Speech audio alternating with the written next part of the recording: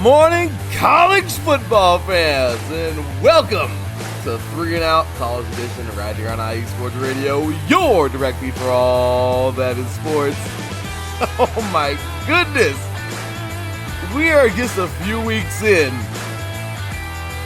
and you want to talk about wild?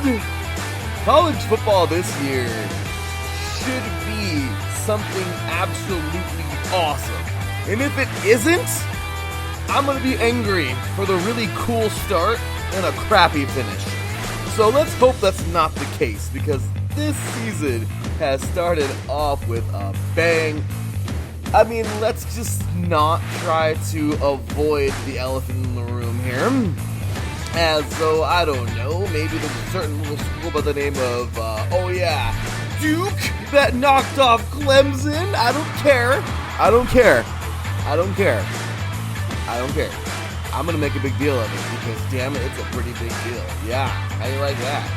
Big stuff happening early on in the game here. Ladies and gentlemen, we have ourselves just madness so early. Bishop Gorman just steadily handed Corona Centennial there behind last night. Yeah, tough go for them. And, the junior college game. RCC hangs on by a thread versus Long Beach last week, but they still got it done. Does that concern me? You're going to find out. Also, plenty more, you guys. Today's going to be a fun one. Our boy, Taryn Rodriguez, is back. I'm back. The coffee's on the pot. It's 7 a.m. Pacific, and I hope you're ready to roll, y'all, because here we come. You are now tuned in live to 3 and Out College Edition right here on IE Sports Radio. Doing right for all that is good.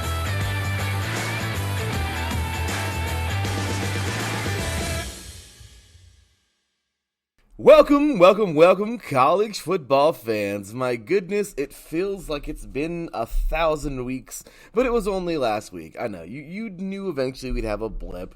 I just had an incredibly busy, super busy week, and yeah, Celia and I, we had much needed time off, and man, I went to bed way too late the other day, and I was like, man, I don't know if I'm going to be able to make, so that was kind of hard, but hey, still got the show in. You know, it was kind of a tough one to get without Taryn here, but I got it in, did the best I could, and well, hey, today, this dude right here, he's back, ready to talk some action with me, and I'm glad to have him here. Ladies and gentlemen, of course, IE Sports Radio Hall of Famer, and the host of like 1,000 shows here at IE Sports Radio, welcoming, of course, Mr. Taryn Rodriguez. What's going on, brother? How you doing, man? Hey, Larry B. Great to be back. It feels so amazing to be rejoining you on the show. And I'm ready to talk some college football along with a little high school football. Oh, we're gonna have some fun, brother. Yeah, it's gonna be fun. I'm excited you're back, man. I know it sucks, man. Hey, you can't avoid work, man. That's the money maker, you know. gotta make the money, and that's all good, right? Right. Ain't nothing wrong with making some money. So, anyway, man. Oh my gosh, where do we even begin? I mean, I know you weren't there. We're here last week, but dude, it has just. Oh man, I mean, I talked a lot about just pretty much everything, but man, it has been like a show recently, and every one of these categories. I mean, high school has been insane. St. Francis Academy has dropped like a stone, man. I mean, I can't believe the start this team has had. Like I said, Riverside, man, RCC, what the crap, coffee's done. Yeah. Riverside, man, last week, Long Beach was a little too close to call. A little too close for comfort there. We have some really good startups in Division III. I mean, it's been a lot of fun to watch these unfold, you know, and not so much the FCS. You know how it goes. The FCS, they're basically cupcake games for the first couple of weeks with Division I Single A. And then of course Single A, man. I mean, the bombshell. No one thought Duke was gonna pull that game off, and they did. Our Trojans I don't know whether to trust them or not. They, looked okay against San Jose State. Then they dominated the Wolfpack of Nevada as we thought they would. Got their crap together. So I don't know, Taryn. It's been a fun little start to the season. I'll tell you that. Yeah, it's really been quite the interesting but fun start to the college football season, and I like it. I'm glad we're getting some sort of parity, and it's not like one giant basically just thrashing everybody. Yeah, it's great. I love to see what we got going, and it's been fun. So, I mean, let's just go ahead and recap this past week, dude. In the single A, I mean, it was pretty crazy to see. I mean, might as well just get on with the big one here. I mean, I know it was the Monday night, but well, actually, you know what? No, we can go in order. I don't want to deviate too far. So, of course, we have 2 week ones. It's the weirdest thing. It's the week one doubleheader week one thing that they have been doing for the last couple of years. It's cool. I ain't gonna complain. It's cool, but we start off. I know you missed a lot of this, but like I said, USC's big victory over San Jose State. Notre Dame just handled Navy and Ireland a couple of weeks ago. We said covered a lot of this already, but Utah got it done. We won against Florida a couple of weeks ago. Michigan dominates. I mean, just some big things. But of course, I think one of the big ones that you didn't get talked about last week was Prime, man. I mean, Colorado, these Buffs got it done. He's a very, very highly confident man, and I love what he brings to the table. Deion Sanders, man, has turned this thing around. At least from looks like from one game, and just a little bit more though. There's been not much more that was ever surprising, Taryn. Not really, I mean, you got the Alabamas destroying the cupcakes. You got the Georgias destroying the cupcakes. You got, that kind of thing. The Duke's Mayo Classic was amazing. North Carolina defeating South Carolina. That was it was a really good game. 31-17. And really, I mean, I don't know. There really wasn't much more after that. The Sunday game, Florida State, I think surprising everyone. Just sticking it to LSU the way they did. And then, of course, the big one, Duke, just absolutely dismantling Clemson. I've been seeing banners all week long. Darren talking about Clemson eliminated from the playoffs.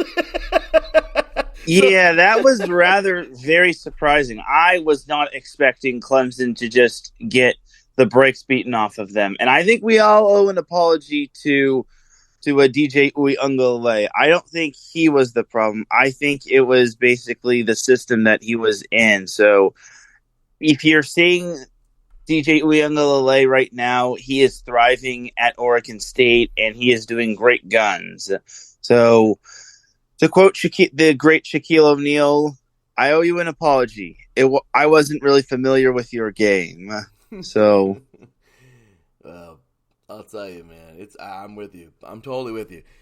It's not fair to blame that kid, man. We know how good he was at St. John Bosco. We know, Taryn, he was a damn good quarterback over there. So the rest of the country wants to jump on him, talking about, it's just nah, bro. It's your sorry system, man. You had Trevor Lawrence. Okay, he's great, but for some reason, things ain't working no more. Get your crap together, Clemson. I mean, am I right? Come on, Taryn, right? Just stick and to these Deshaun fools. And Deshaun Watson, that's right. I mean, come on, man. Like, yeah, I don't know. It was just kind of, So, our boy Drewski tuning up in here. Appreciate you, brother, being in the chat. But, yeah, man, Duke just beat the brakes off these cats, man. They done knocked the crap. I just said, man. I laughed a lot during that game, man. It was one of those just fun games to watch. I mean, this kid Klubnik, man, I love it. I love how his mom told him he sucks before every game, and he wears it on his wristband. And this kid, because he's got to keep his ego in check. Like, I love the stories, man. Like, this Duke team, honestly, man, I hope this Duke team isn't like what we saw a couple years ago, where they're a flash in the pan. You know what I mean? And then they go back to being sorry next year, kind of like Kentucky did a couple years back. You remember that, Darren? Kentucky was like, "Oh my gosh, Kentucky!" And now they're just like, "It's Kentucky." You know what I mean? Yeah. So I don't know, Darren. I mean, what did you think though? I mean, and of course, man, any of those games. I know, like I said, I know you've been gone. You know, you missed a week. So any of those games you want to recap, brother, go on ahead, man. So one game that I kind of wanted to recap was UCL. Well, from last week, last like this past week was Coastal Carolina. So all eyes were on UCLA because they actually got to play in prime time as they got to play on national TV against Coastal Carolina, the Chanticleers, Mm-hmm. and all eyes were on Ethan Garbers as he was the new signal caller. Turns out that wasn't really the greatest decision on Chip Kelly's part, as eventually he had to yank. Or I'm sorry, did I say Chase Garbers? I mean Ethan Ethan Garbers, the Garbers, yeah. younger, yeah, the younger brother of Chase Garbers. Unfortunately, it wasn't really the greatest decision, and he wasn't really bad, as Ethan Garbers wasn't really bad, but he wasn't the greatest. As eventually Chip Kelly had to throw in Dante Moore, the true freshman, and Dante Moore pretty much finished out the game. He had 2 touchdown passes, and now I'm probably thinking that he's going to be starting against San Diego State today, Good. which is basically the clash of the SoCal teams. That'd be amazing. Like seriously, I love, man. I love what this team with I don't know. I like what's being put together over there, and good for that young man. In the chat, real quick, man. I want to throw this out there, man. Our boy Drewski is up in the chat right now, just having fun, man. He says this will be FSU's year. I, I I want to agree. I want to. I guess I haven't seen enough, but hey, it could be. It could be. Uh, I mean, this year's a weirdo anyway. I mean, we all know Michigan's gonna fall apart at the right time. I mean, I mean, it's some of these things is like watching, it's like watching a movie over again. It's like watching the same movie and expecting a different outcome. So I mean, I think it's pretty safe to say Michigan's gonna fall apart at some point in time. Was that mean? Is that mean to say, Taryn? Not really. Okay, good. Thank you. But yeah, I don't know. And yeah, so Drew C says Cade was a beast at Austin Westlake though. Yeah, man, I mean another major high school in Texas.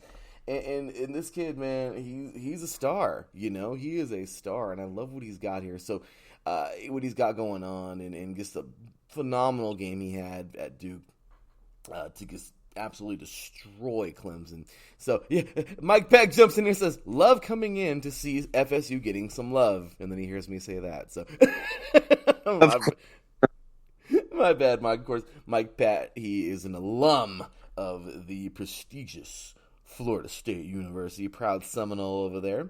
Drewski chimes in with Travis will definitely challenge Caleb for Heisman. Oh, I would be crazy, right? And then of course, Mike. Maryland going 9-3. That's my prediction. You can only hope, right, for them. I mean, yeah, right, Sarah. I mean, you can only hope, man. I mean, it's one of those things where I don't know. I mean, I think Maryland has a hell of a football team. It's just can they close the deal, right, Taryn? I mean, it's kind of like I hate to say it, but it's kind of like your Chargers. They have everything they need, but can they just get it done? I mean, is that fair to say, Taryn? Yeah, and also it all depends. Don't they play in like a stacked division Oh in terms yeah. of Big Ten? Like it all depends on which Big Ten they're playing in.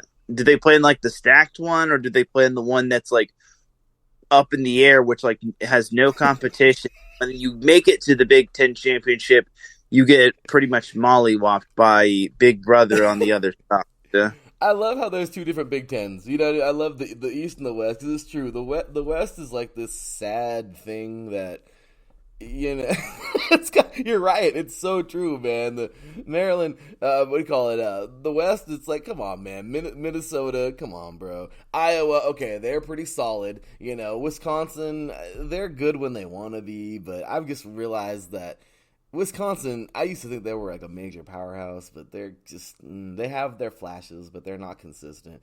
Illinois, Purdue, Nebraska, and Northwestern. Okay. Yeah, that's challenging.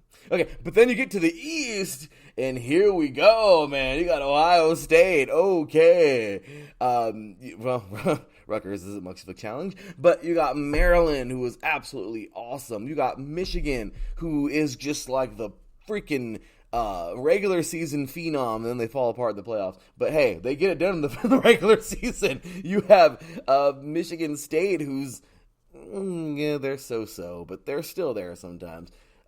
Penn State, which is pretty solid, and then Indiana's weird. I couldn't call them. They're like with Rutgers, but let's just be real though, man. It's true.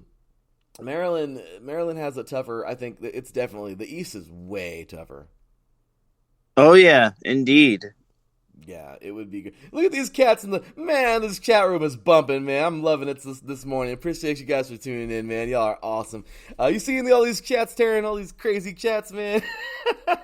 Oh yeah, I'm seeing it. It's serious. Daryl Kinsey Jr., what's up, brother? Go Maryland. You, of course, proud Terps fan over there. Really neat, man. Mike says here, lose to OSU.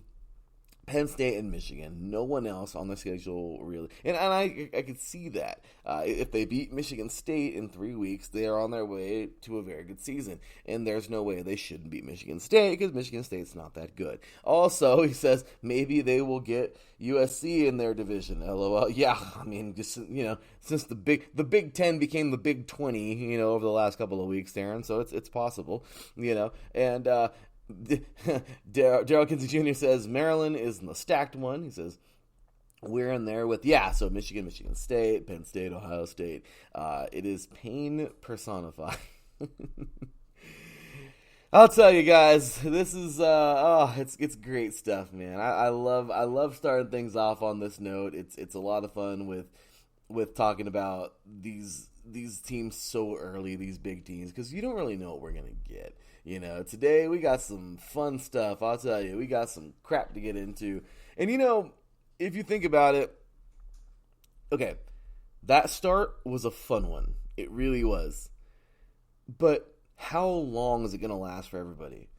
It's very possible that Duke will start out with that big victory and then just start losing to stupid teams. I mean, it's very possible, but you'd want to see a lot of this go forward. And, well, I'm here for it. We're here for it. And that's what it's all about, you guys. So, got some more stuff here. Oh, man, the chat. Let's see here. So, Daryl says, did I tell y'all about when they canceled our classes to watch Penn State smack us up on a Friday night? That's horrible.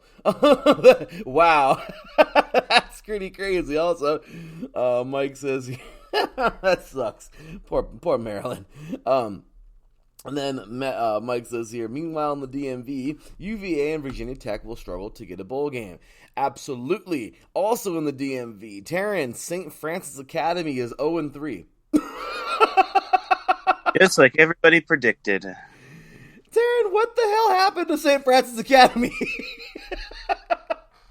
They fell off. Dude. I mean,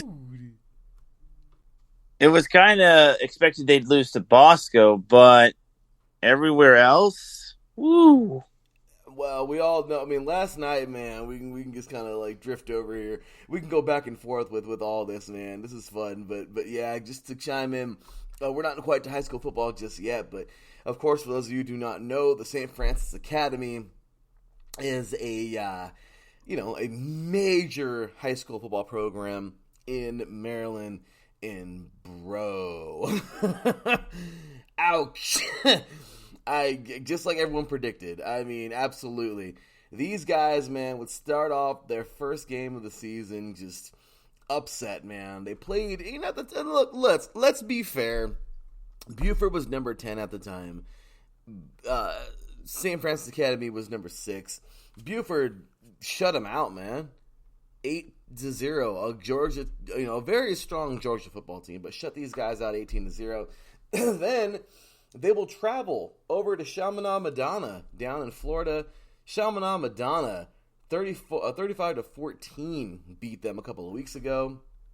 And then the craziest thing, man, last week on Saturday, these guys aren't ranked. They're good, I'm sure, but they're not ranked. East St. Louis. Taryn, the St. Francis Academy would travel to East St. Louis. And dude, they lost. 13-7. They lost. It's crazy to think they lost, right? Okay. By the way, they have like an extreme amount of away games this year. It's weird. They only have, out of 10 games, they only have 1, 2, 3 home games. Ooh. Which is crazy because I remember that happened my freshman year of high school where freshman we played everywhere, but our varsity got blessed to play 7 home games. It's kind of weird how that happens sometimes. But anyway, so apparently they're going the opposite. They have 7 away games. And then yesterday, last week, man, it was yesterday, St. Francis Academy would run into the number 3 team in the nation right now. And, dude, and the defending national champions, don't know how they're not number 1. I know Modern Day, of course, is a powerhouse, but, dude, St. John Bosco just stuck it to them, man. 37-14. Now St. Francis Academy is out of the top 25. And this Baltimore school, man, they're going through it right now, man. What the hell is going on over there, Taryn? Yeah, it is rather surprising. It's just they have a few key guys out, or maybe it's just one of those rebuilding moments, or maybe it's just one of those losing funks that they're just in. No, it's true, man. Mike says here, he says SFA struggling big time. Aren't they getting beat down bad too? Yeah, man. They've been through the ringer this year, man. The Panthers, once again, last year they finished what, Taryn? They finished what, 5th, I think, overall in the nation, number 5, I think, or something like that. I mean, yeah, somewhere near the top 10. They were damn good, and they've been damn good. We've talked so many good positive things about St. Francis Academy in the last couple of years, but Taryn, I can get a rough start. But 0-4, in a 10-game season, that's, man, like, I don't know, man. I mean, can they redeem themselves to get back in the top 25 before the season's over? Yes, with 6 more games.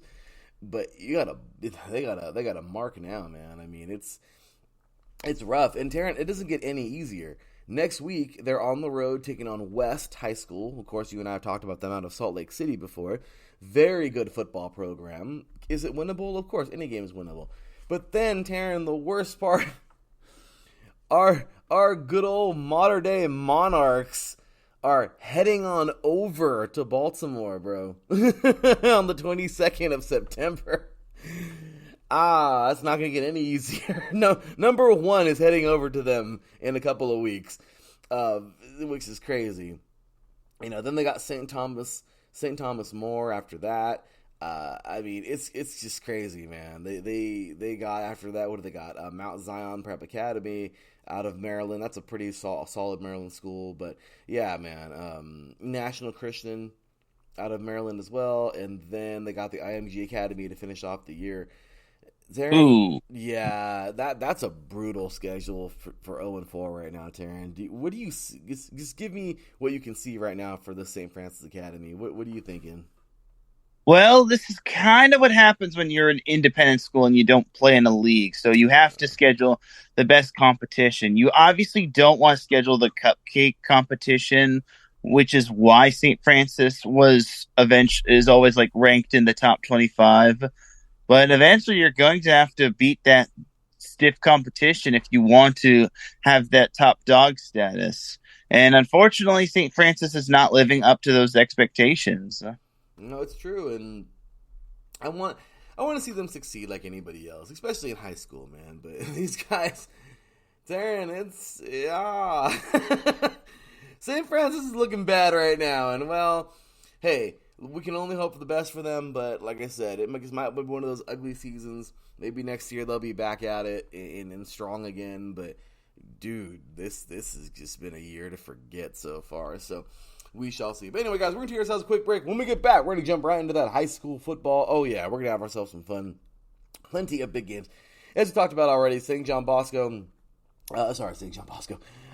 Bishop Gorman slapped around a Centennial last night. We'll talk all about that. And, hey, we got plenty more Coming on up, you're listening to 3 and Out College Edition right here on IE Sports Radio, your direct feed for all. That is sports. We'll be right back after this.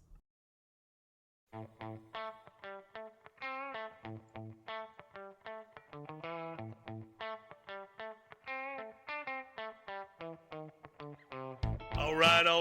right. Welcome to AZ Sports Daily. I'm your host, Kieran Daly, bringing the heat to Arizona sports. There's no discrimination here.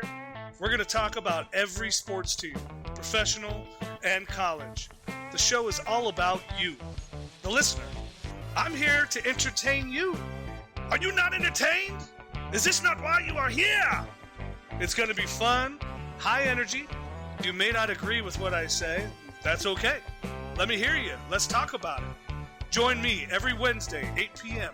Pacific Standard Time, right here on AZ Sports Daily. That's AZ Sports, D-A-L-E-Y, and at IE Sports Radio, your direct feed for all that is sports. What up, Boston sports fans? This is Mikey Two Guns here, your host of Our Bleepin' City, airing every Wednesday night from 7 to 8 p.m. right here on IE Sports Radio, your direct feed for all that is sports. Please join me. We'll talk everything Boston sports, all the local teams, college teams. I'm even down to talk MMA, boxing, whatever you guys want. So join me every Wednesday night, 7 to 8 p.m. Chime in with your questions on the chat, tweet the show. We'll even have call-ins. I can't wait to hear from you guys. This is going to be a lot of fun. So once again, it's Our Bleepin' City. I am your host, Mikey Two Guns, every Wednesday night from 7 to 8 p.m. right here on IE Sports Radio, your direct feed for all that is sports. See you soon, people. Welcome back, football fans. Well, we told you we wouldn't be too long, right?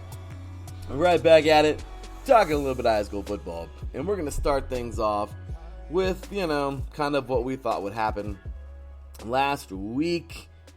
Well, Mater Dei, number one team in the nation, would head on over to play Creekside in Fairburn, Georgia.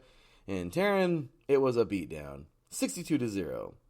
Any surprises there? No. I love that. No.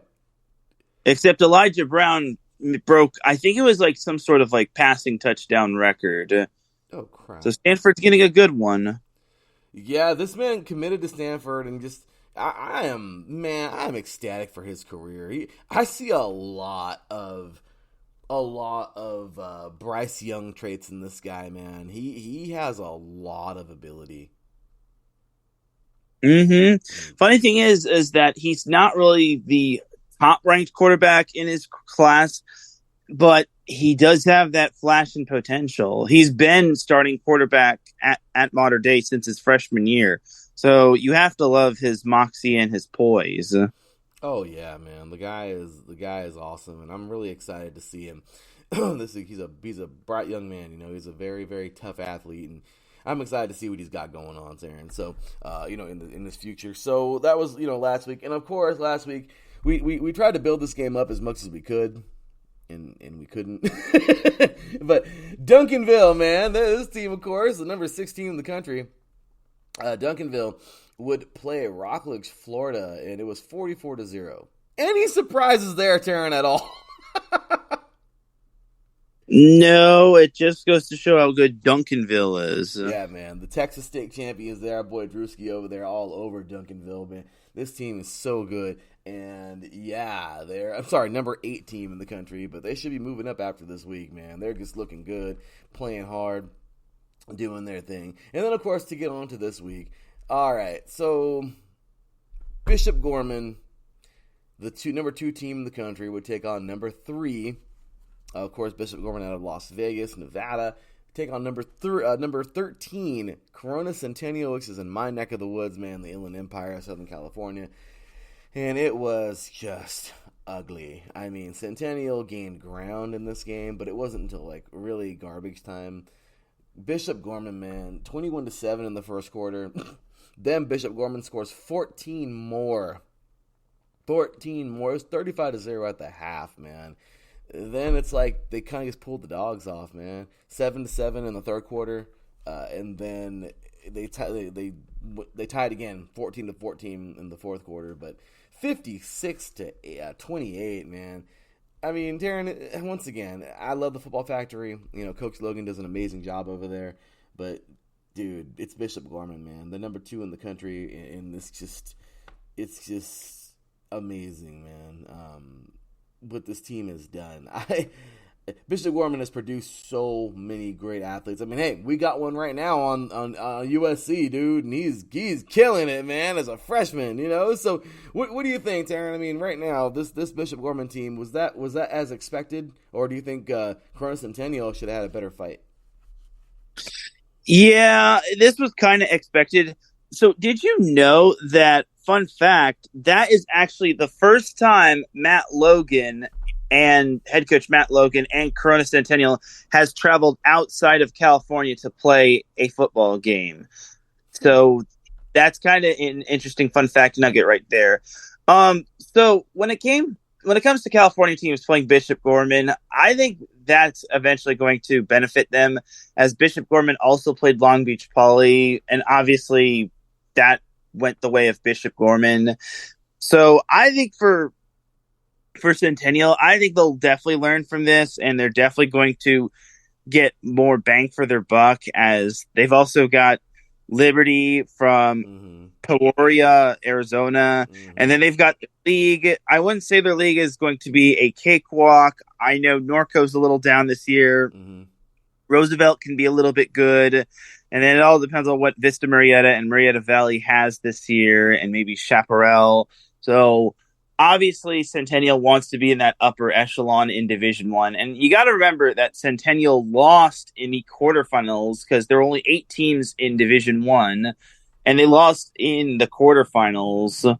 Actually, no, there were like 10 teams, and then they got a first-round bye into the quarterfinals, and then they lost in the quarterfinals to Mission Viejo, which was like the first time that in a while since Centennial failed to advance to the semifinals. So obviously, those Huskies are really looking for a little bit of a redemption arc and looking to go at least deeper into the Division I playoffs. Big time, dude. And I'll tell you, this team... Dursky says Bishop Gorman needs to be tested for PEDs. Stop it. Stop it. But, dude, no, absolutely, man. They're just a well-oiled machine over there. And, yeah, I'm positive Corona Centennial is going to have a really good season. Just, they've taken some bumps this year. And speaking of a team that I think is very comparable to Corona Centennial is Orange Lutheran. And last night, man, Orange Lou, they suffered their first loss of the season, taking on... They were ranked, actually. They were ranked. I don't know what happened, but they I don't know. They did lose a few games, I think. Actually, no, they weren't ranked. They usually are ranked. But Chandler, of course, you can't, good old mighty Chandler, the Chandler Wolves out of Chandler, Arizona. Well, Orange Lou, man, they went on over to Arizona yesterday, and they got themselves a 35-10 beatdown, man. I don't know why Chandler wasn't ranked or isn't ranked. I keep looking for them here in the top 25. I don't see them anywhere up here, which they should be. But Orange Lou, man, they're number 20 right now. I don't know if they're going to be there much longer. I think Chandler might switch them spots coming up because, yeah, that was a beatdown, man. Yeah, this was a very surprising result from Orange Lutheran. I did not expect them to lay a big goose egg, but these Arizona schools can be somewhat good. And when you're going on the road and playing in a different state, and you're playing in and I imagine it was like super hot because where I was at, it was in San Juan Capistrano. It was extremely humid. I'll give Orange Lutheran this. They definitely do have a lot of upside, and I don't think this one loss is definitely going to describe them. Definitely isn't going to define them. And TJ Lateef is a fantastic quarterback for them, and I could see them placing in the top 3 in the Trinity League behind Mater Dei and Bosco. But I think that's kind of where the buck stops for the Lancers, just because I just don't think they can hang with Bosco and Mater Dei. But this loss, they hung with them for 3 quarters, and then the 4th quarter is when Chandler just straight up erupted. So I think for Orange Lutheran, I think it's one of those live and learn moments, just because I think you had to have that. They were kind of overdue for a little bit of a letdown because they were ripping their first three opponents. They shredded through Sarah of Gardena, they tore through De La Salle, and then they took down Eastside Catholic. So they were eventually due for a little bit of a bump in the road. And then next week they've got Sierra Canyon, which is going to be a big time game right there. The Trailblazers are really good, and then they kick off league play against J Sarah, which is a solid program, and then they just go from there. Heck, even Servite's improved. They got a big win over Los Alamitos last night, so which is big, big time programs here in Southern California, guys. So taking a look back, this is crazy. I'm gonna kind of loop it around here, but yeah, Taryn, number 7 Chaminade Madonna last night would head on up to New Jersey from Florida. Taryn, 61-21. Chaminade Madonna. This is the number 7 school in the country. And boy, they just keep looking great, man. They're getting it right now. Smith, this guy right now, 144.3 a game. Goss, their running back, 106 yards a game. Darren, that's insane.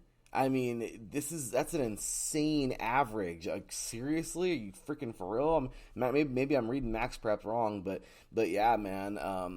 Johnson is leading tackles right now, averaging 7 a game. Frazier, 3 sacks a game. I mean, dude, this Chaminade Madonna team is looking absolutely out of their mind, and they handed it to Bergen Catholic yesterday, man. So just a beatdown from this Florida school.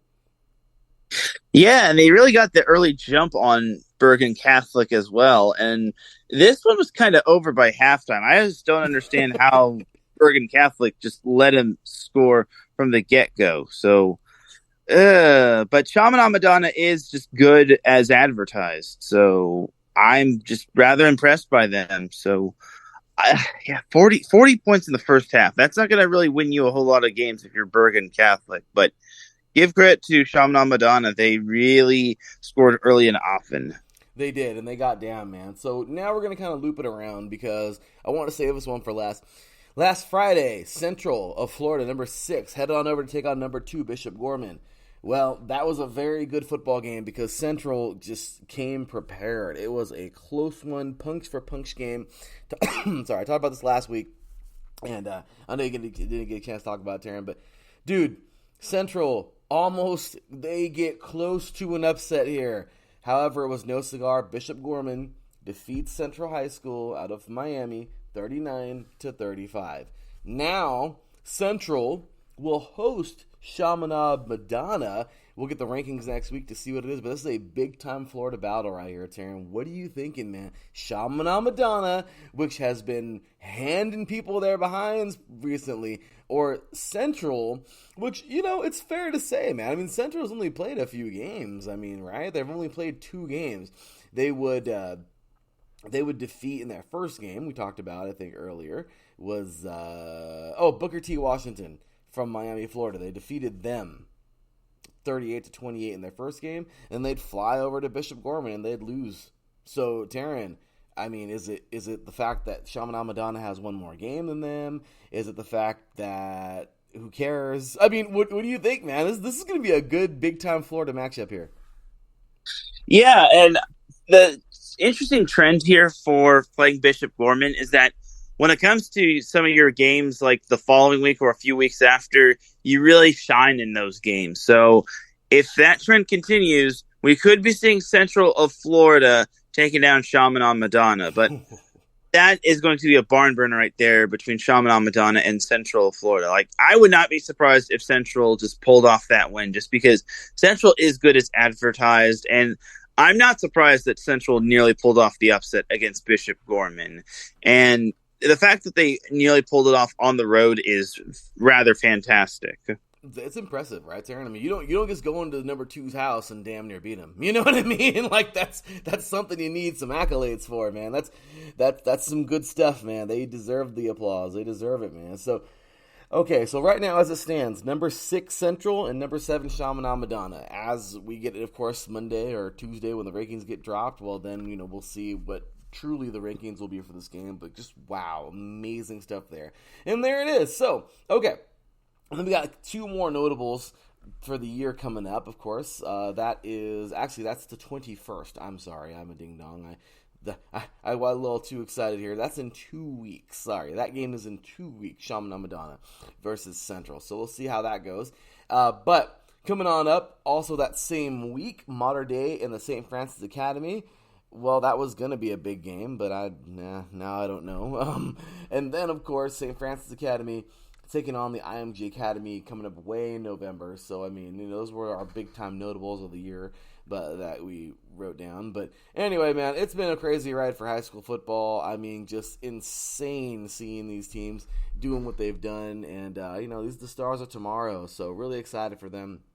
And Taryn, let's just go ahead and take a quick look here. We already know Mater Dei got down, did what they did. They defeated Creekside. Today they got Kahuku in Hawaii, actually. They'll be facing them today at home. Let's see here. We talked about Bishop Gorman already. They handled Corona Centennial. And it looks like today, actually, no, they get a bye week. So good for them. I'm an idiot. Bye week, no. Next week, they'll be taking on Liberty. So they handled business. They got that done. Then we have the number 3 team in the country, of course. Good old good old St. John Bosco. They easily handled the St. Francis Academy, as we talked about already. The IMG Academy, I don't know if they had a game. Let's see here. Good old IMG Academy. Yeah, they're odd. They have games and they don't have games, and then so IMG Academy would defeat Ben Davis 34-14. Then Buford, who has been playing pretty good this year, we talked about them having fun and early on and taking out St. Francis Academy. So Buford out of Georgia. Max Preps is giving me fits over here. Okay, so they defeated North Cobb 45-28, so they should still be looking sharp in those rankings. We have here Central Miami, who, once again, Booker T. Washington, they defeated them, so good for them. Then we would have Chaminade Madonna, who is, currently number 7. They would go ahead and defeat Bergen Catholic, as we talked about. Let's go down to Texas and talk about Duncanville. They will play next week versus Lake Ridge. Then we got North Shore heading south in the south in Texas. Down to Houston, H-Town, where they would just stick it to Westfield 45-9. And then, of course, we'll finish out with the top 10. And this is St. Edward, actually. They moved up, so good for them. Out of Lakewood, Ohio. This school would come off a nice victory last week. Looks like a 42-14 victory over Rock Creek Christian Academy in Maryland. So, yeah, man. So there's your current top 10. Any surprises there in this top 10 right now, Darren? Not really. Next week, American Heritage and Chaminade Madonna are going to be facing one another. And American Heritage, got to keep an eye out for them because that's going to be a big-time matchup right there. And I remember seeing American Heritage, I think it was like 2 years ago, where they played Los Alamitos. And they actually played on national TV, and they just stuck it to them. And I don't know if they still have the quarterback that's going to Ohio State, but if they still do, then that's going to be something to watch for. And American Heritage, they hail from Florida, and then the other team hailed from Florida. That is going to be fun times right there. So, Chaminade Madonna hails from Florida, so it's another interstate rivalry. So don't be surprised if there are some fireworks going off. Oh, that's going to be fun, man. Nice big battle right there, top 10 battle. So should be some fun stuff. Looking forward to that, Darren. Thank you for that tidbit.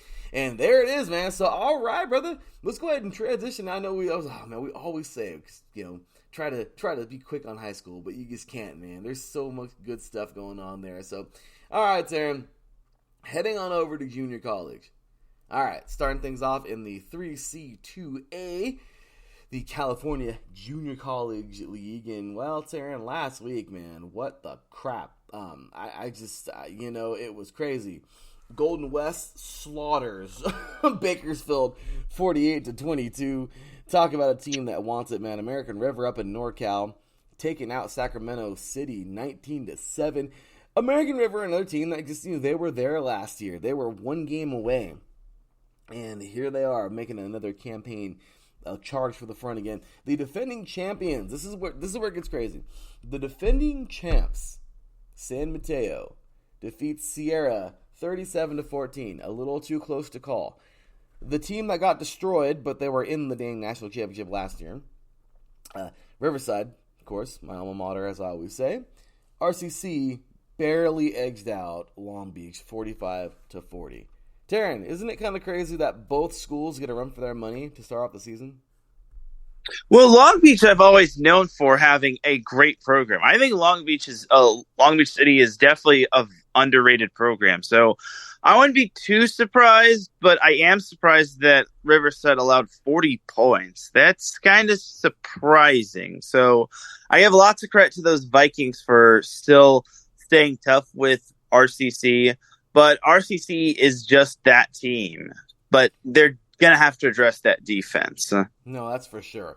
I thought it'd be, and you're right. Don't get me wrong. Long Beach has a very good program. They were great when they played us, too. I mean, they're a good school. But, it's just crazy to think. I mean, man, some of these scores, like with Sierra, I really thought San Mateo would do what CCSF did, man. City College of San Francisco blew out Santa Rosa 58-14. That's kind of what I was expecting out of that game. But yeah, man. So some notables there around the league.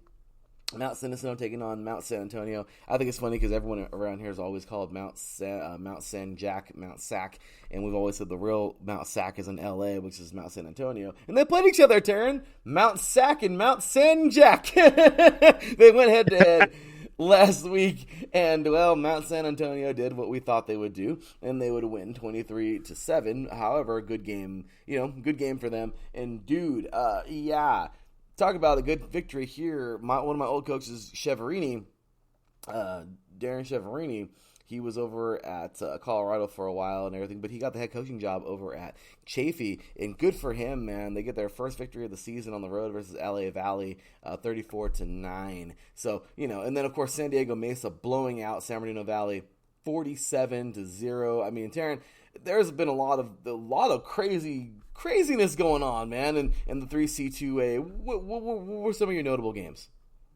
Ventura beating Saddleback, that was a notable game right there. But Ventura is a legit program. Ventura always has a great program.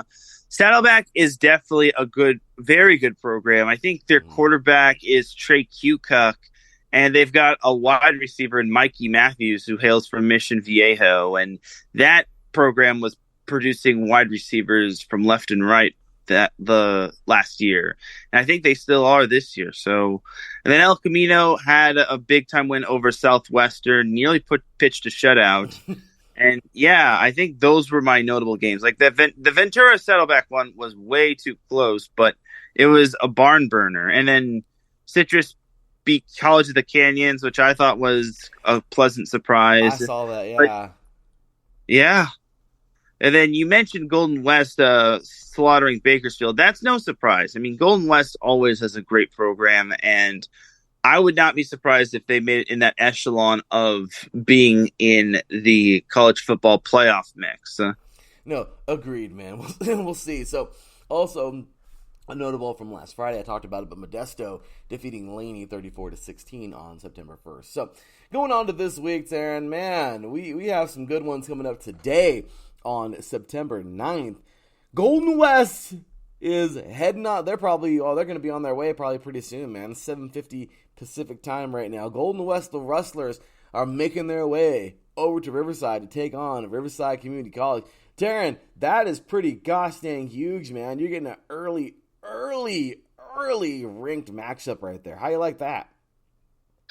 I was not expecting an early ranked match, but This could be a preview for the Southern California Regional Final right here, just because I don't think it was last year, but it was 2 seasons ago these two teams faced one another in the regional finals, and it was a barn burner. If I remember correctly, it came down to an onside kick, which Golden West recovered, and eventually it came down to Riverside's defense having to hold strong, and eventually Riverside pulled the upset against Golden West. So this matchup never disappoints. No, it does not. And yeah, man, just looking at this, you gotta love it, man. I mean, right now, it's really crazy. Riverside's actually placed at number 1 right now, which is pretty cool. And Golden West is number 3. Oh, so that's your match of the week right there. How you like that, Darren? You can't tell me otherwise. Yeah, man, look at these rankings, brother. I just, oh my gosh, I man, what a way to start the season, dude. Like, that's pretty impressive. Actually, oh no, I'm sorry. No. That was last year. Riverside is currently number 2, and Golden West is number 6. Not much of a difference, Taryn.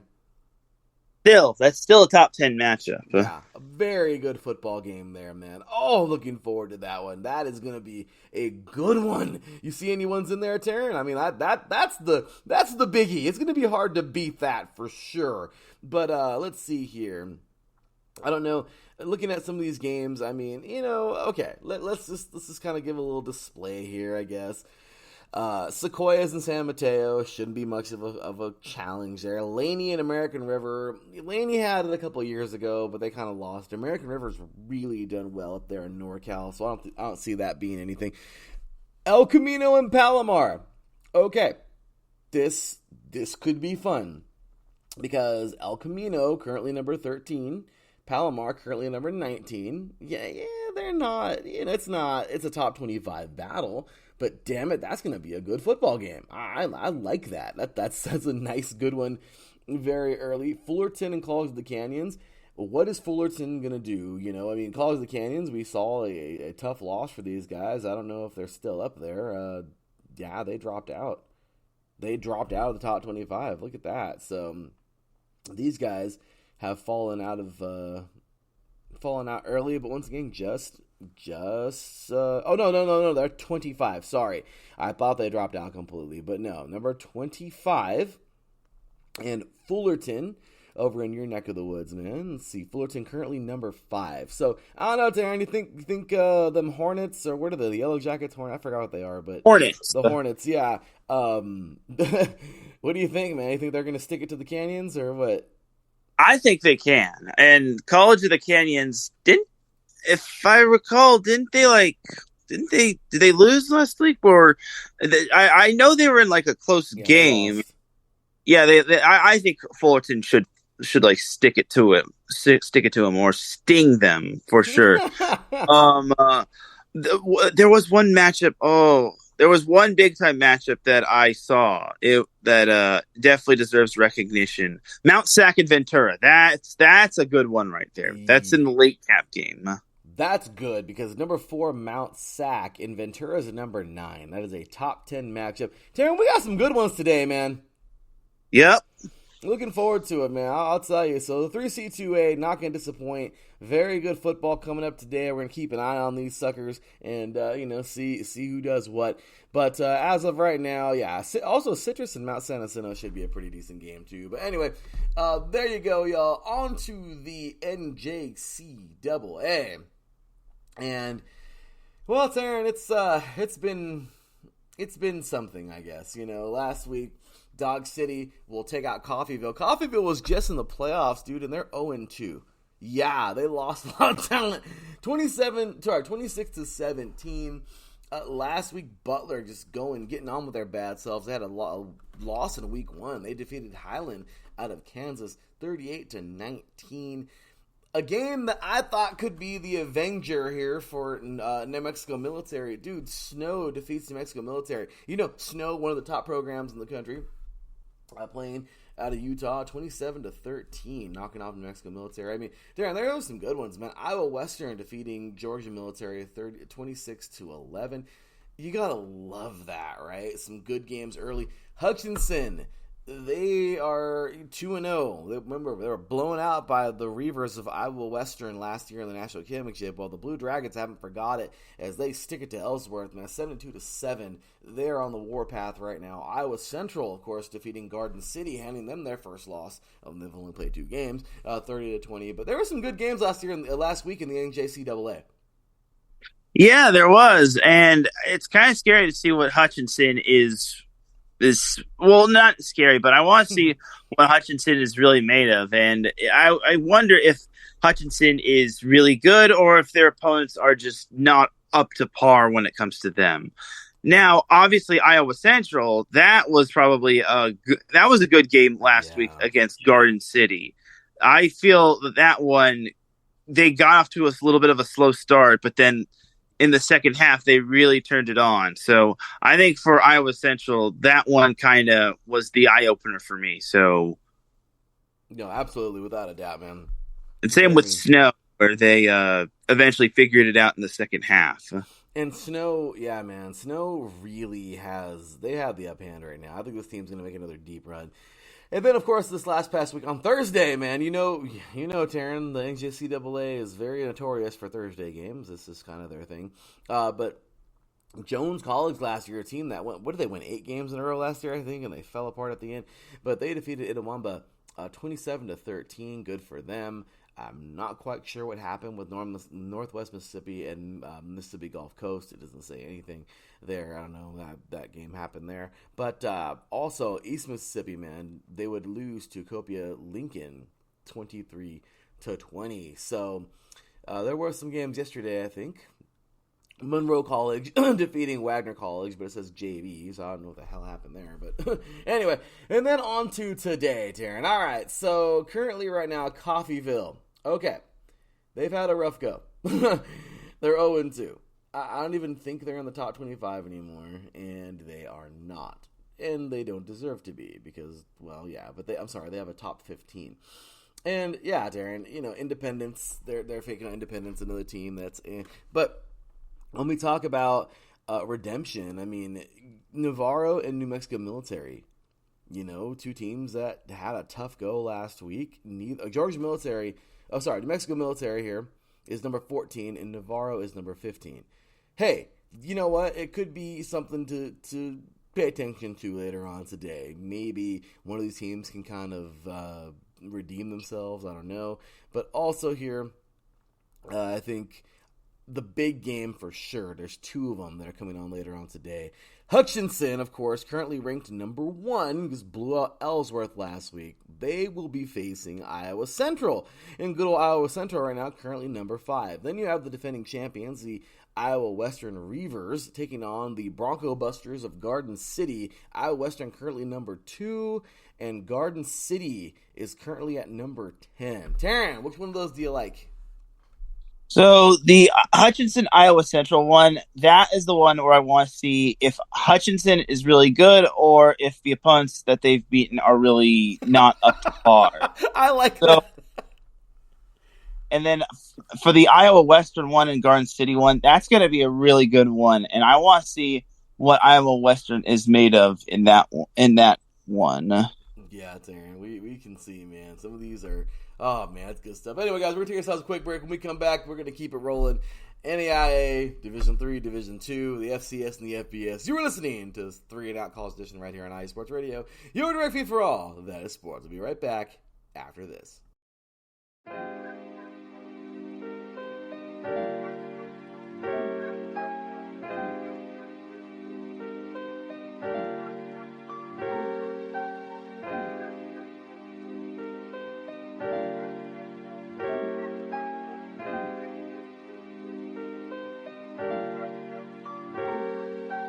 Hello, ladies and gentlemen. My name is Davidson. It's your boy, Notorious Lock. And we are the hosts of Fast Break here on IE Sports Radio, where we discuss everything in the world of basketball from prep to the pros. You guys should definitely check us out, man. Sunday, 8 p.m. Eastern, 5 p.m. Pacific. We got all the basketball information you guys need, so we look forward to you guys listening in. And please do, because we are the best basketball show on this side of the Mississippi. And please do check us out on Twitter at FastBreakISR. D-Lock, where's our time again? 8 p.m. Eastern, 5 p.m. Pacific. That gives you guys plenty of time on a Sunday. Tune in.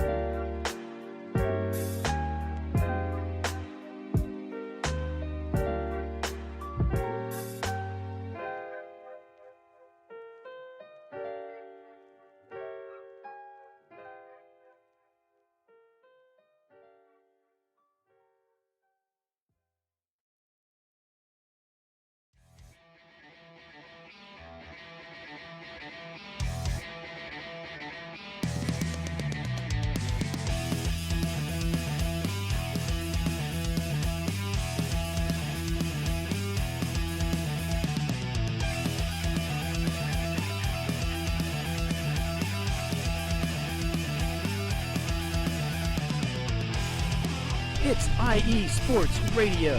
It is your direct feed for all that is sports.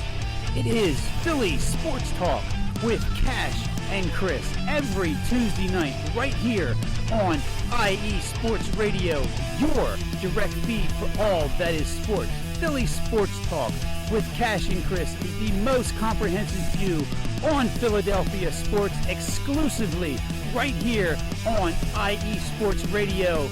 You know what it is, your direct feed for all that is sports. Tuesday night, IE Sports Radio, Philly Sports Talk with Cash and Chris. You know what it is, y'all. IE Sports Radio, your direct feed for all that is sports. Welcome back, y'all. We are just getting into it. I know, it's been an hour. But hey, what can we do? So we're going to try to fly through the rest of this. It's a lot to do, but man, the NAIA has been something this year, I'll tell you. Overall, if looking at all these schools, man, I mean, let's just, call it what it has. Benedictine doing well, defeating Clark early on. A school that has looked extremely solid. But let's take a look at some of these other schools. Lindsey Wilson just destroying St. Andrews. Some of these are cupcakes, and we know it. So we won't spend too much time on it. Regardless, Darren, I'll tell you, this season in the NAIA is shaping up to be pretty fun. Because I think, we got a couple of those big ones earlier, but I think we got more of the more solid games coming up later on in the season, and that's the best part. I like how the NAIA is structured.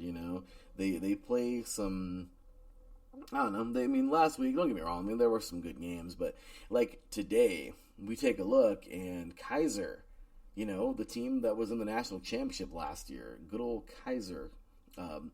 This team is taking on Lindsey Wilson, and currently right now in the rankings, if we take a look over there.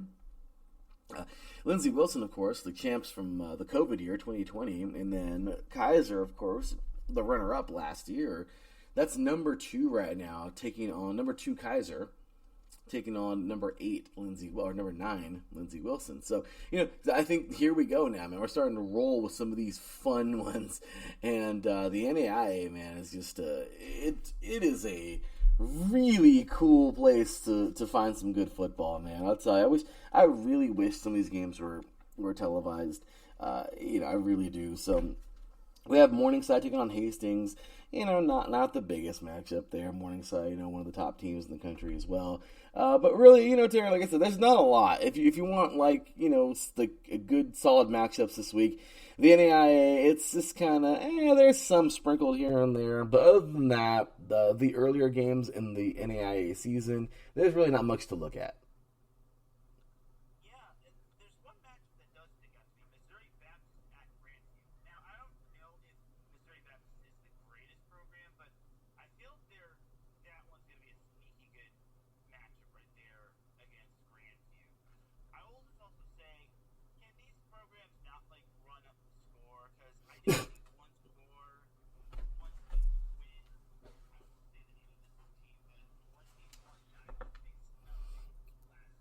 Trying. I'm just kidding.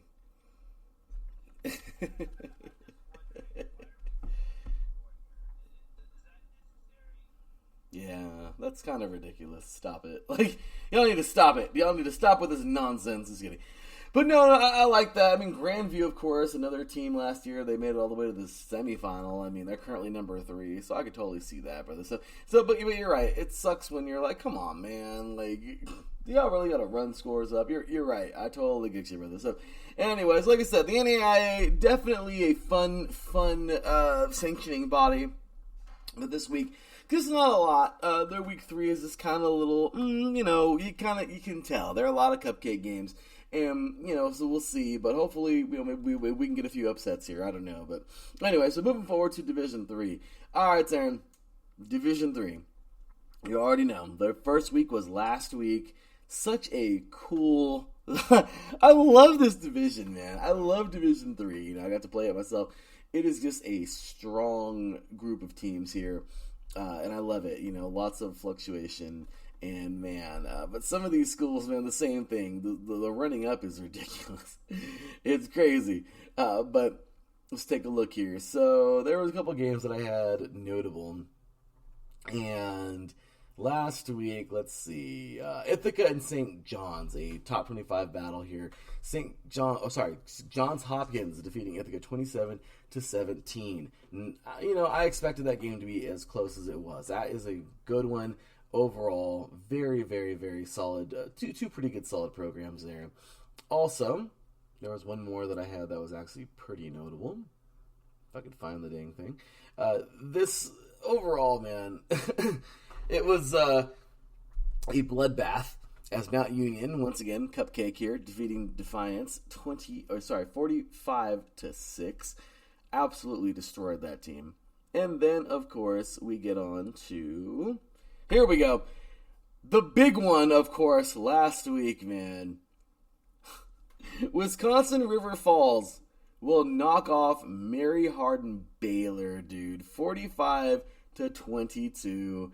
Ouch. Yeah. Number 3 in the country, Mary Hardin Baylor, will fall to that to this Wisconsin team. Who is that? Who is River Falls? Well, River Falls right now, the number 23 team. I think they're going to be moving up for dang sure in the ranks, man. Mary Hardin Baylor looking extremely out of character. River Falls just sending out that upset, man. How about that game, Darren?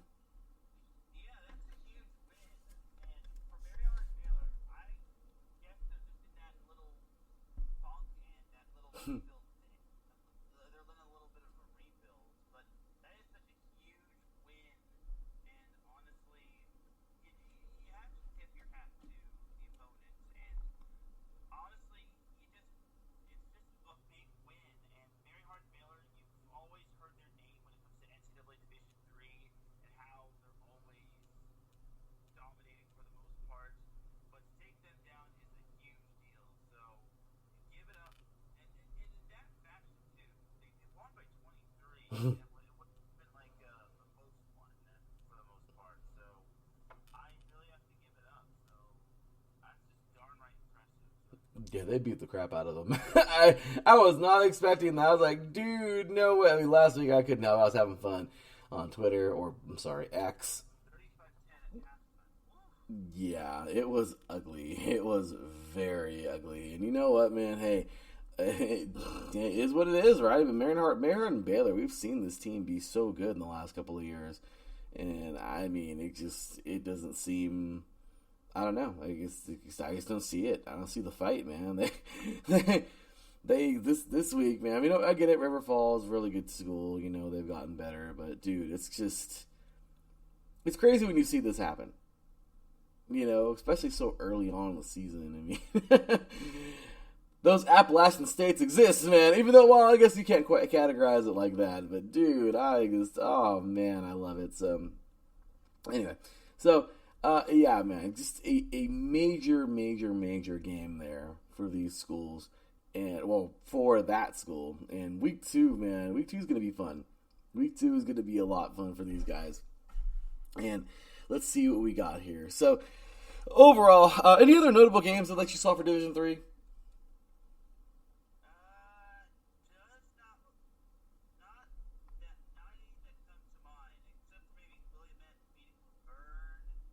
Yeah, that was a good game.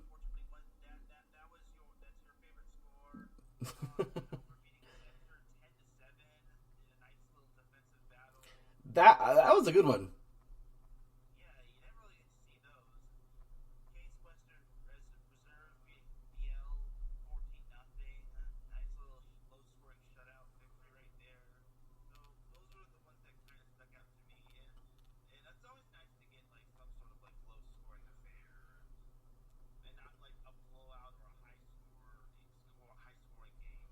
No, and that right there is the beauty of it.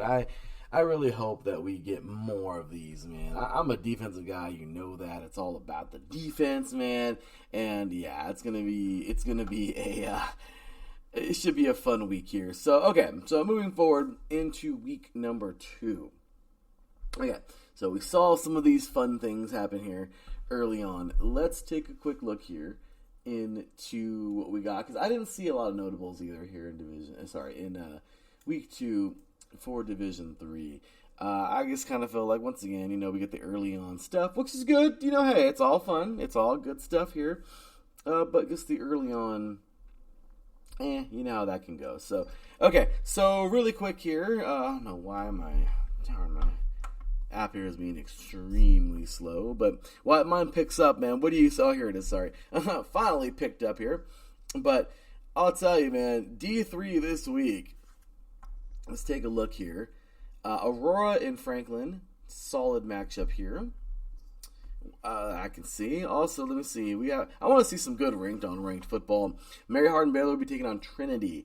If Mary Hardin Baylor wants to avenge with the last week, this has got to be the starting point, man. Trinity, very good schools. The top 25 matchup here. Both these schools, though, took a loss last week. Can Mary Hardin Baylor redeem themselves? That's a lot, man. That's a lot to ask right now out of this team, apparently. I'm just kidding. No, I think they could. They'll get right back on track. But, man, guess what a rough go for this team last week. Also, we have here, let's see, Salisbury taking on Muhlenberg, 2 teams that were in the playoffs last year. That's actually pretty exciting to watch. So they're 2 top 25 schools also going head-to-head. And honestly, Taryn, those are the only games that I had that were notable. Once again, early on, you're not going to get a lot. You will get some, but we shall see. So what do you think, Taryn?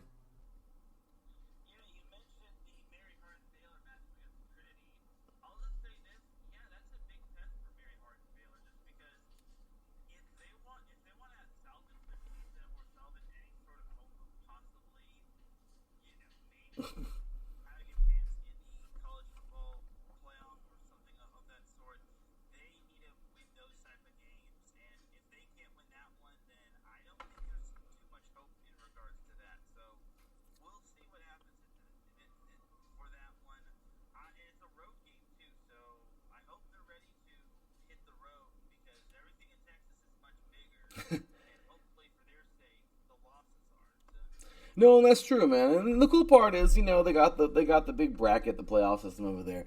And what I like the most about that system is that, it's not going to destroy your season, but I'll tell you what, it will definitely play a role on your seed. And boy, I'll tell you right now, there are just some teams you don't want to see in that first round of that tournament. They mess around and get Mount Union. And the crazy thing is, the crazy thing is Mary Hardin Baylor's seen them recently. It's just, I don't know, crazy stuff in the last couple of years.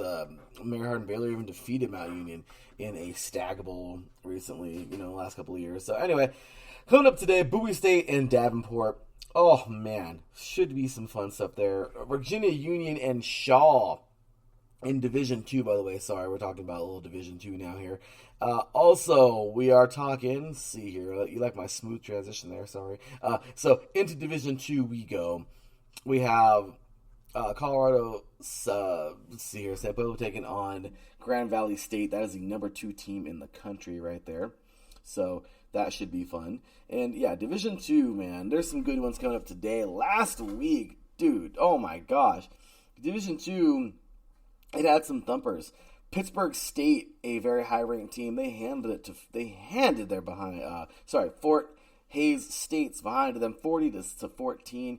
That's what you would get, or you would think, out of the Pittsburgh Gorillas, man. I'll tell you, that's I don't know, fun stuff. But you also take a look here at some of these other matchups that that from last week. I can't really see too many of them. Well, that was from earlier this week. Pittsburgh State getting that nice victory. But Taryn, man, talking about some of these schools, Division II, man. We had some solid games there. Looks like we have a little audio issue in the chat. So it looks like we have a little audio issue in the chat here. Hopefully we can fix that for Drewski up there. But yeah, man, so Division II, those are really only the games that I see that are solid for this week. But yesterday, feels like yesterday. These weeks fly by so fast. But last week, man, certainly some great games out of Division II. But yeah, man, any notables for you this week?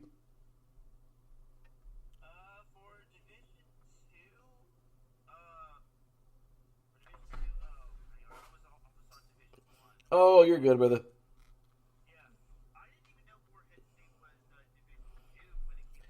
Crazy, huh? Yeah, it's so weird.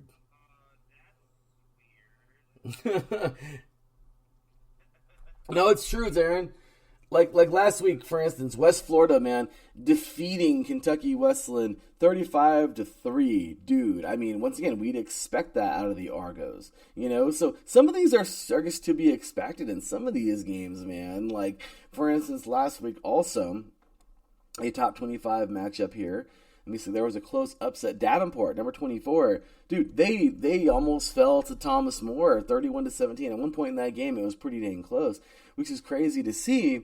Also Bowie State, man, kind of crazy. Bowie State used to be Division II. Now they're at FCS. They would defeat Delaware State 22-11. So it's really cool to see that kind of stuff. Some of these schools move up and all the mixing and action and all that.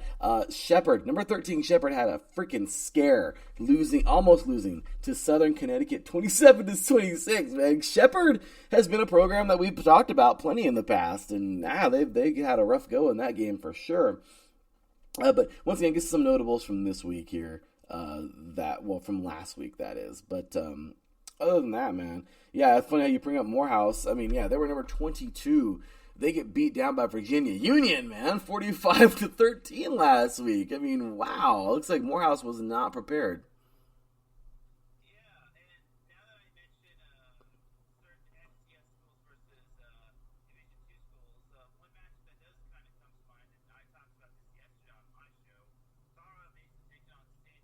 Yeah.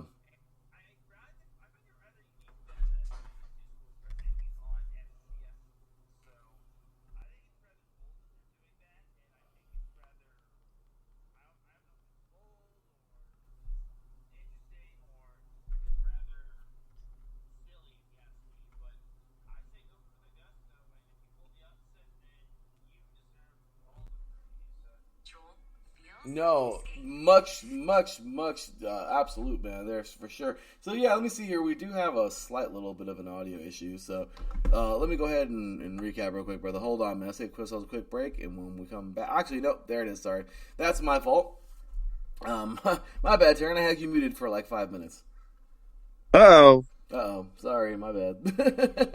That's yeah, I heard something was something else was coming out of the others on your end, but it's all good. Yeah, my bad, dude. Oopsies. So anyway, but no, absolutely, man. We little blip there. But yeah, man. So no, it's crazy, man. Morehouse, Division II school. You're like, what the crap? But hey, is what it is. But I'll tell you, man. Some of these schools, you just gotta love what they bring, and. Coming up this week, Taryn, we have a very, very good slate of games, I feel like. Once again, Bowie taking on Davenport. That's another FCS Division II matchup there. What's that, Taryn? I said, oh, yeah. Yeah, good stuff there. And overall, though, man, I don't really think we have too many ranked on ranks, actually, which is kind of crazy because, I'd expect more Division II, but is what it is. We shall see. But yeah, man, I'll tell you right now, this slate of games we got, like I said, Virginia, Union, and Shaw. Virginia coming off that big victory there. Can they make it happen? We also talk about, let's take a quick look here and move forward into Notre Dame taking on, Notre Dame, of course, the Division II version, taking on West Virginia Wesleyan. And yeah, man, Bowie State, Davenport, as I mentioned earlier, and then Shepherd versus Edinburgh. So really, Taryn, there's not many more games that are super notable here this week. But what do you think? Well, for me, I'm just interested to see if we see a NCAA Division II school upsetting an FCS school. I'm going to be keeping my eye out for any Division II school that upsets an FCS school, because I'm seeing a lot of FCS schools on the D2 radar.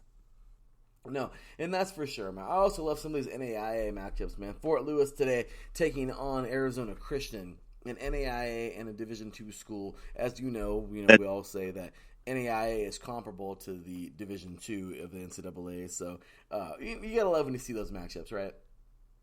Yes. They're always fun. So anyway, man, a little bit of D2 news there. Once again, not much to get into. This is kind of a little bit of a blander week. But, okay, so off into the FCS and into the FBS. Taryn, I mean, let's just call it what it is, man. The Division 1. Division 1, AA and single A, they're weird. They mesh. They do. And then it just sucks because I feel like because it's always the cupcake games, we can't ever seem to, I don't know. I feel like the FCS needs to be better represented because, I mean, when you look at it, all these other divisions, they play and they are, I don't know. They play, but a lot of, when you think of FCS, you think of, that's the subdivision that Division I single A beats up on. Is that fair to say? Yeah, I mean, it's rather, we get a few upsets here and there from the FCS over the FBS, but I mean, unfortunately, that's just how it is, and it's kind of the FCS's thing sometimes. Yeah, it's true. I just wish there was better. I don't know. When you think of these other ones, man, they're all so independent and right. But then you look at you look up anywhere for FCS, and dude, it's just sad. It's like, oh, okay, you know what I mean? Okay, well, cool. It's the FCS, and who cares about their rankings? I don't know. It's crazy. But taking a look today, you talk about Youngstown State. Look at that cupcake game. They're taking on Ohio State. That's fair. Delaware taking on Penn State. That's fair. I mean, it's just kind of annoying, man. Yeah, that is really weird. It's like, you couldn't have scheduled anyone better? That is strange. The quote-unquote tune-up games and all that, but come on, man. It's just kind of ridiculous. Holy Cross taking on Boston College. I mean, that could actually be a pretty good game. Boston College is... Yeah, that is a legit game right there. Nice in-state rivalry, yeah. Yeah, and the best part about that one, Taryn, is Holy Cross is a really good FCS school, and Boston College is not that great of an FBS school. So that kind of works out there. Also, Clemson will be playing Charlton Southern. Charleston. Yeah, man. So, but once again, I want to look at the ones that are actually freaking, in the FCS here, man. Because some of these schools, it's all right, man, enough. So Maine, the Black Bears of Maine taking on North Dakota State. I mean, I don't think that's going to be an upset, but that'd be pretty cool, to see there. We see here, let's take a look. Also, there's too many of these, the FCS, FBS battles, man. This is just, there's so many of them. Anyway, Montana State and South Dakota State. That is major. Okay, Taryn, that's the big one. That's the one that we're going to be talking about today. That's the... Am I right? That's the one, Taryn. I see your reaction over there. Yes. Yeah, Taryn, that is the one. That's the goodie bag of the day. That's the match of the week in the FCS. Yeah, and look, Drewski says it here in the chat, man. He said those type of games need to be for spring games. Thank you, man. Like, can we get the tune-up out the way? Exactly. You know, like, can we let the FCS be the FCS? Like, come on, man. Like, it's just, I don't know. It's frustrating. I get frustrated, bro. I can't help it, man. I want the FCS to be their own thing. Like, I don't know. That needs to, yeah. But anyway, Tarleton State taking on North Alabama. Tarleton State, formerly a Division II team. Now here they are now coming up, playing in the FCS. I love that, but so really I just want to see if there's any more like big time notables, but no, this is the one, Terrence. So Montana freaking State, a team that was just in the national championship last year, got blown out, absolutely blown the freak out by North Dakota State. And last year, man, the first time South Dakota State would ever defeat North Dakota State in a national championship. Congratulations to the Jacks. Here they are now, man, going head to head today. Montana State and South Dakota State. This is gonna be fun, man. Who do you got? I gotta go with South Dakota State. I think I'm gonna go with the safer off pick and say South Dakota State. And I really want to take Montana State because I like the upset, but no, man, the Jacks. Actually, I think the Jacks have been the underdog for a long time. They really have. And you know what? Congratulations on that championship. And yeah, I think they're going to win this one today, man. So any more notable FCS you think today?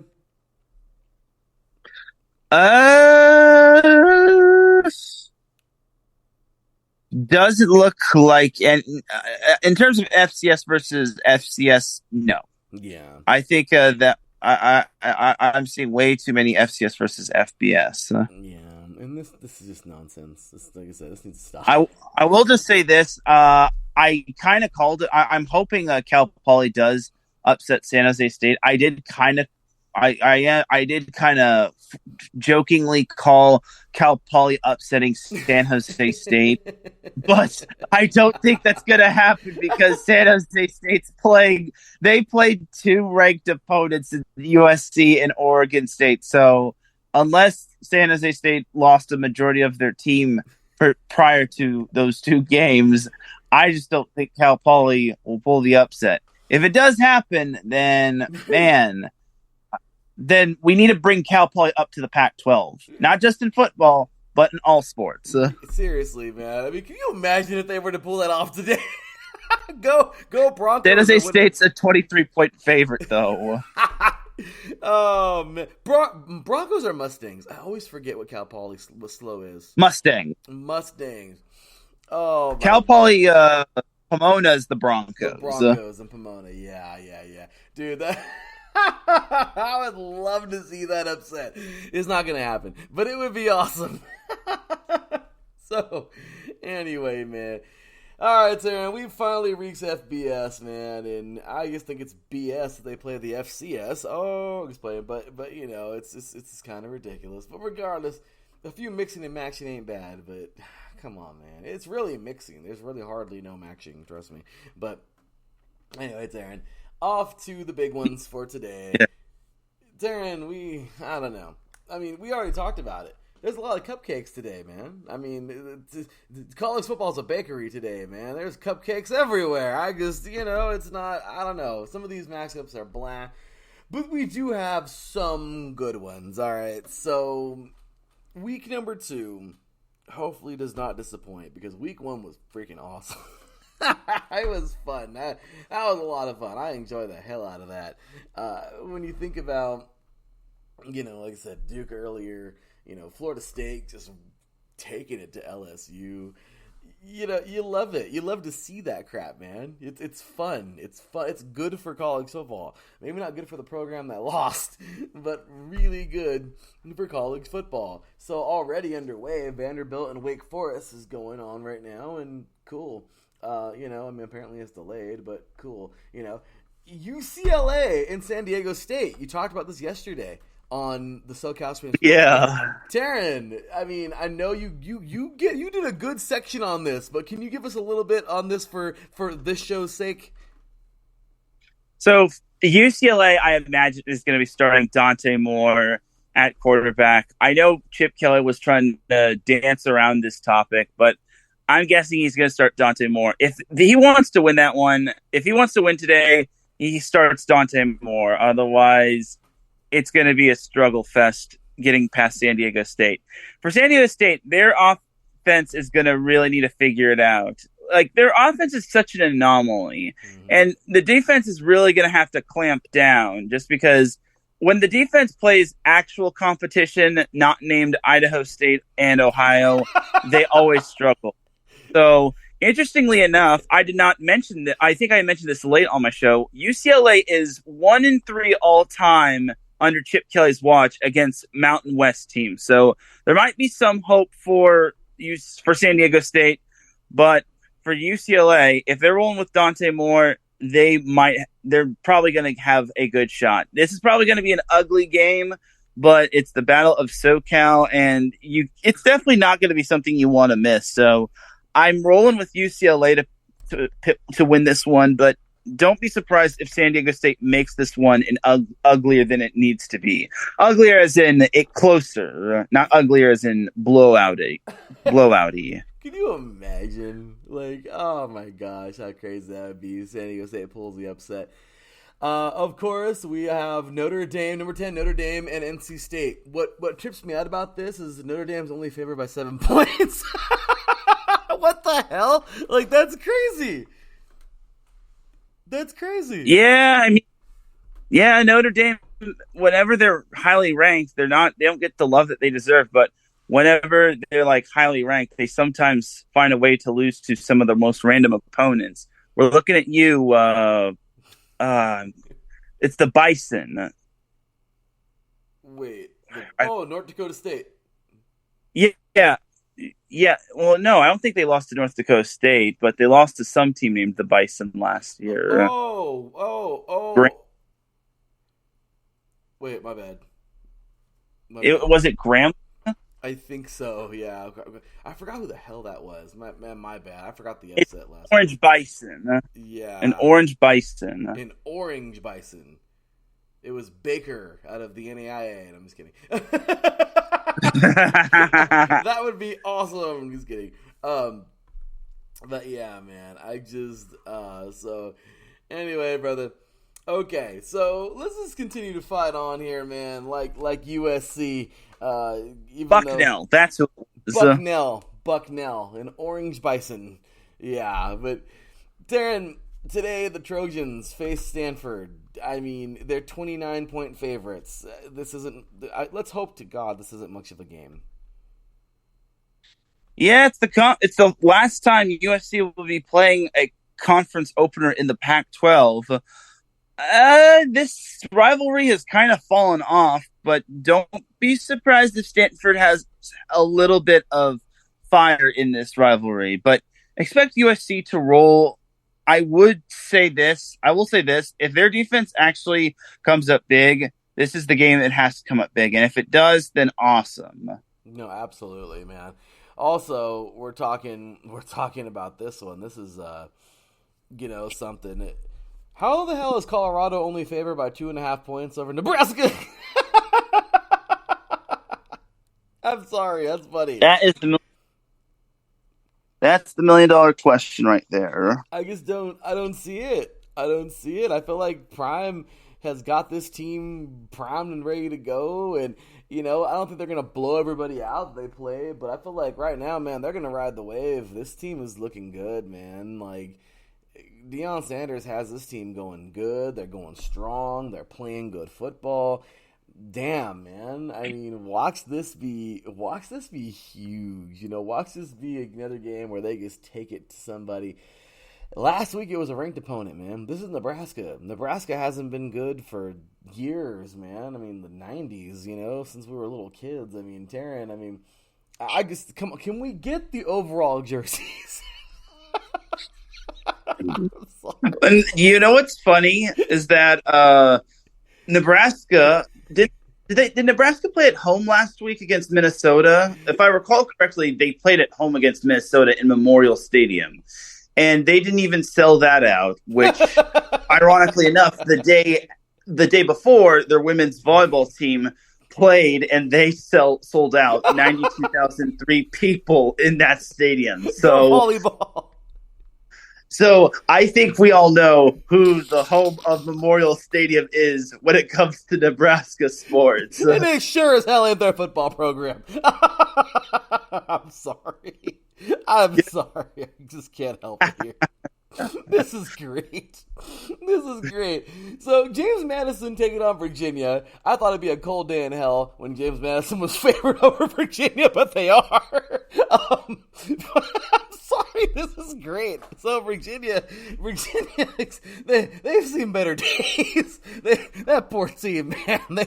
They're gonna get beat like they stole something this year. I mean, that poor team. James Madison, though, man, just making their way up from the FCS, and they were doing great last year. They're doing. I love what they got going on, man. But I'm looking forward to seeing James Madison get it done, man. It's a well-deserved school, man. Well-deserved program they got going on there. UNLV. I'm taking them for the upset over Michigan. Okay, I'm sorry. Michigan. Like I said, they're gonna win now. They'll lose later. But Michigan, man. Favored by 38 points. That's the biggest spread of the whole freaking season, of the whole week, too. Number 20, Ole Miss taking on number 24, Tulane. If Tulane happens to win this game, Ole Miss needs to stop being a college. I'm sorry. I'm sorry. Is that harsh? No, not really. I'm just saying, come on, bro. Let's see, what do we got here? I don't know, man. There's really not much. I mean, SMU and Oklahoma, number 18 Oklahoma, cool. You know, a cupcake here. Number 20, Duke's all cool. We're the number 21 now, so they're taking on a cupcake in Lafayette. You know, so really not much until we get to the later on. And then, of course, we got, and this is a serious one now, you know, number 11 Texas taking on number 3 Alabama. Okay, it's safe to, I mean, look, Arch Manning isn't starting yet. Therefore, Texas isn't winning yet. Is that fair, Texas Karen? Not back. Texas is not back. They're not. Texas is not back. Texas is not back. Who have we been waiting for to come back forever? Oh, the U? Right. Not back. So Arch Manning will start, and then Texas will be back. That's what's going to happen. So just saying. Regardless, though. And then, of course, the last couple of days here, we had Louisville over Murray State 56-0, Indiana over Indiana State.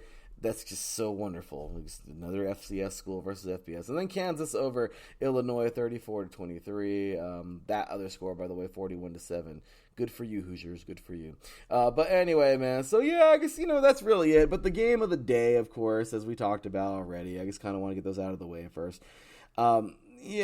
That's the one. That's Saturday Night Football. That's the big one. That's what we're gonna see with Texas and Alabama. And honestly, Taryn, I don't think it's gonna be a horrible game, but I really do think Alabama has this one in the bag. Yeah, honestly, it was a close game last year, partially because Bryce Young unfortunately got injured. But this year, I just got to go with Alabama. They're the safe pick, and you never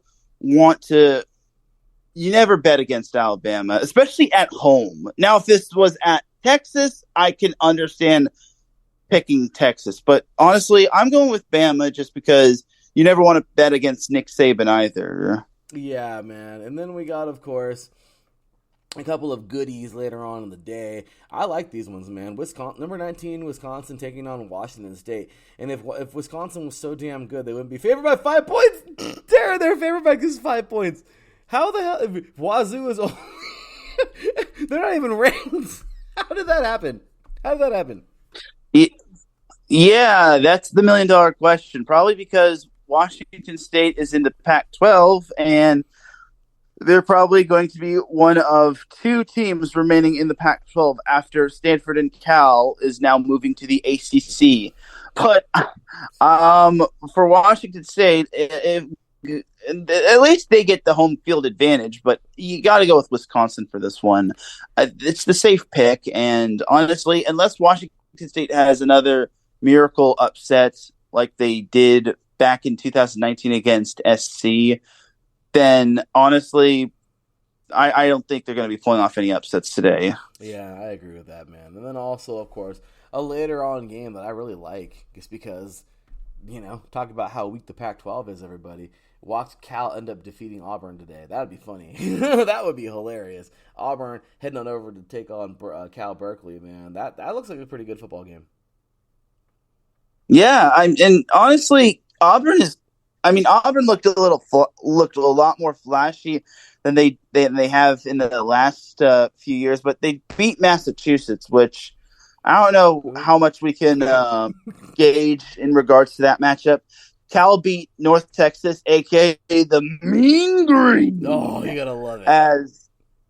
As now we're gonna see which team is the real and which team is kind of the fake, and we'll see if Cal is finally ready to move out of the Pac-12 and into the ACC for next year. Because we all know that Berkeley is in North Carolina. Yep. I can't understand it. But anyway. As well as Palo. You gotta love it, right? But Drewski in the chat room having a ball, man. He says, I'm taking Notre Dame over NC State. Good choice. Bama over Utah. Wow. UT over Texas. Good choice. Utah over Baylor. So that's a game that we didn't bring up because I just didn't think. I don't know. I think it's going to be bad. I think Utah's going to beat the crap out of Baylor, honestly. But yeah, Utah ranked number 12, and that's a good choice. Good game right there. Texas A&M over Miami. That's just another game that, is... I don't... How... See, these folks at ESPN, dude. How is Miami... Two teams that they're back. Seriously. How in the hell is Texas A&M only favored by 3 points? You explain that to me. How the hell did that happen? Yeah, they must really think that Miami's back. They need to stop it. Stop it. Also, a fun game here: Southern Illinois versus Northern Illinois. Hey, that sounds like fun. Northern Illinois, the Huskies are favored by 6.5 points. Also, we have Iowa versus Iowa State. That's always a fun game too, actually. Iowa favored by 3.5 points over Iowa State. I don't know. Watch the Cyclones pull that upset off. That'd be hilarious. Anyway, the next step we have here. He says Ole Miss over Tulane. Yes, but it would be hilarious if Tulane won. And he's going upsets. Nebraska over Colorado. Drewski,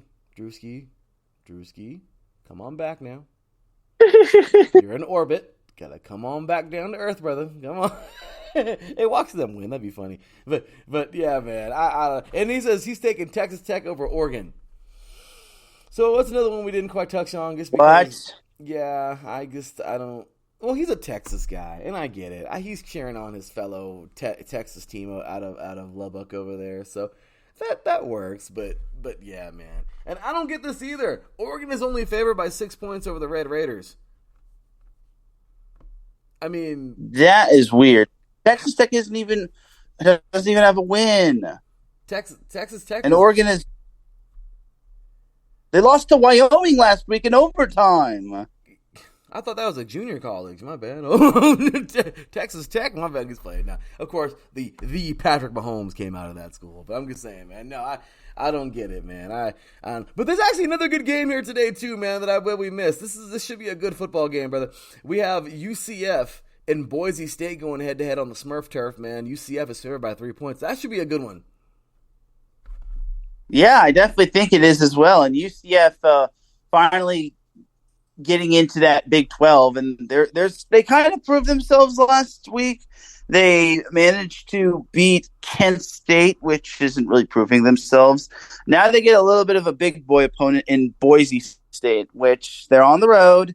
And now Boise State, as I've mentioned before, they're they're better than what most people give them credit for. They don't get the love that they deserve just because they're not in a Power 5 conference. But I've always find them as that really good under-the-radar team. So I would not be surprised if Boise State won. And last week they got thumped by Washington. We can't really gauge Boise State on that. No, that's for sure, man. But yeah, brother, so there we go, man. I mean, we pretty much got them all. I mean, for the best of them. I mean, Arizona, Mississippi State, that should be a fun one, I guess. I don't know. There's a couple of games on here that look pretty fun. But overall, Taryn, I just feel like, we got Drewski says, now that game got delayed for a couple hours. Yeah, the one that was on earlier. That's crazy. But, yeah, man, I just feel like right now we have some fun games in week 2. Let's do it, man. Let's let them ride. Let's see what we got going on. Meet up here next week and do it again, brother. That sounds like fun. Sound like a plan to you, man? Absolutely. Let's do it then, man. So, that is the show for today. Taryn, where can they find you, brother? You can find me on Twitter at Taryn Rodriguez1. That is where I post my main content and it's my main account. You gotta love it, man. Taryn's our boy doing this thing, man. I appreciate you for all you do, brother. And also, you can find me here by there at the _LB53. Follow the show over at 3 and Out, all spelled out CEIE. Follow us as a whole, everybody, at IESportsRadio.com. IESportsRadio on pretty much everywhere. Twitter, X, Instagram. I know, I gotta get used to it. Facebook, everywhere, y'all. We're on TikTok. Show us some love. I'm trying really hard to get everything out there, of course. Angela, Taryn, we all work so hard. Everybody here, man, boy, Drewski, everyone in the chat today, Daryl, Drewski, Mike, we appreciate you all for tuning in. And just thank you so much. Drewski hung out with us for the duration of the show, man, so we appreciate you, brother. Thank you for that. And just big ups to everybody, man. Yeah, we went 46 minutes over, but it's college football, so not bad. Anyway, there we go, y'all. That is going to do it for this week. Darren, fight on. Yes. Fight on. So, anyway, brother, that is it, man. Let's hope SC gets a big victory today. And let's hope that, we get some good football. So, there you go, y'all. Big ups to the man above. All those who subscribe for running nothing is possible. And, of course, big ups to Planet Jerky. Our sponsor, the official jerky of IE Sports Radio, Premium Biscuit Jerky. Check them out, planetjerky.net. Show them some love. Delicious jerky. And, of course, show us all some love, man. Be a part of it. Be a part of IE Sports Radio. That's what we do. That's how we do it. We will see y'all next week. There's going to be some fun stuff. Hope you're ready, because we got plenty more to get to. High school, college football. That's our business. That's how we do it. And that is our business. For my boy Taryn Rodriguez, for me, your boy Larry B, that has been 3 and Out Politics for today. We will see y'all next week. Until then, take care. And as always, God bless.